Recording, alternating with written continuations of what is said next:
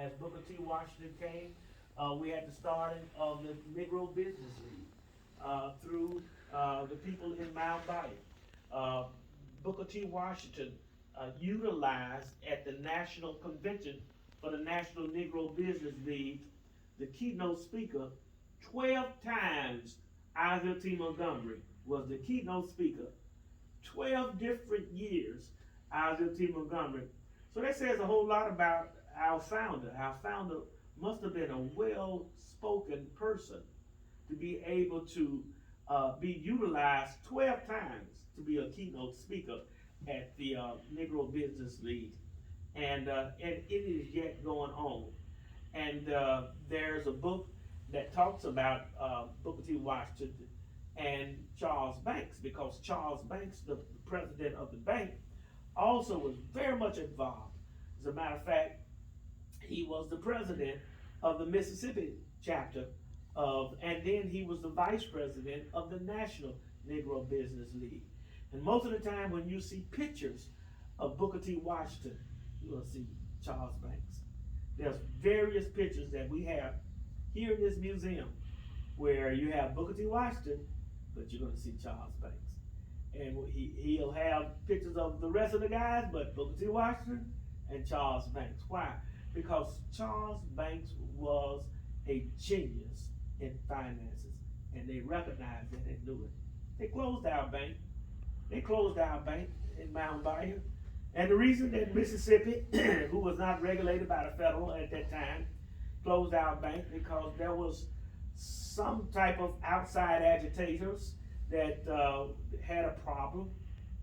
And they wrote the state of Mississippi, and they said, now, listen, let's make sense of this.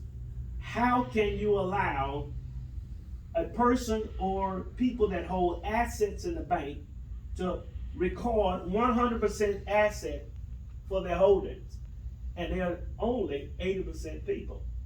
They're not 100% people. If they're not 100% people, why can they record 100% of asset?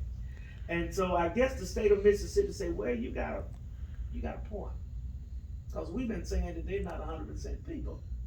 So they closed the bank. So they closed the Mount Bayou Bank. It was opened again, but it ended up closing again because of the devastation that was coming from racism.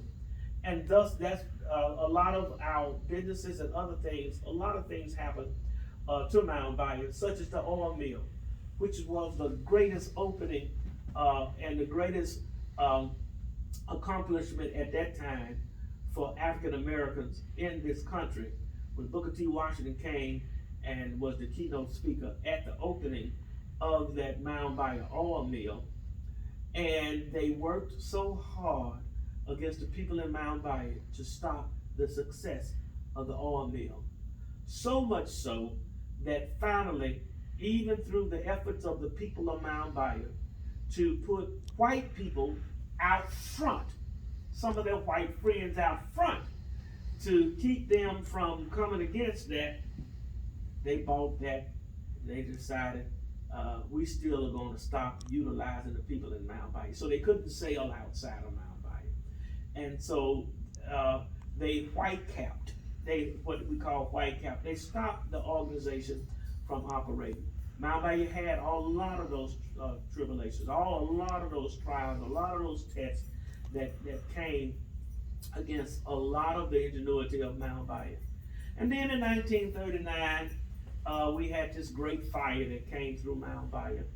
And a lot of the big law, the Knights and Daughters of Tabor fraternity and the Order of Knights of 12, these people, based in Mount Bayou, under the leadership of Sir P.M. Smith, were decided to, through a lot of other conversations, they put together their nickels and dimes across the country in this secret fraternity, and they built for the first time where blacks could walk through the front door of a hospital, the Taborian Hospital in Mount Bayou.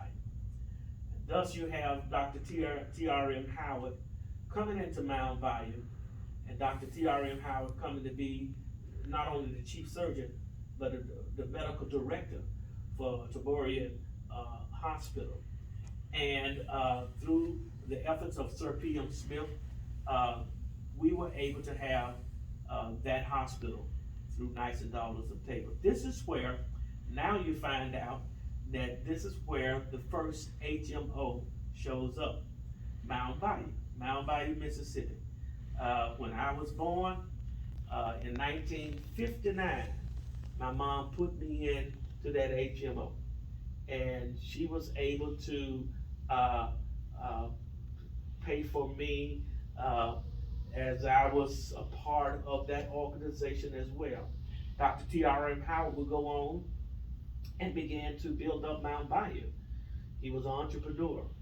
Across the street, he would put a zoo. Then he would also build a similar place to Taborian Hospital called the Friendship Clinic. And also, he before then, he had the Green Parrot Inn, which was a restaurant. And people would enjoy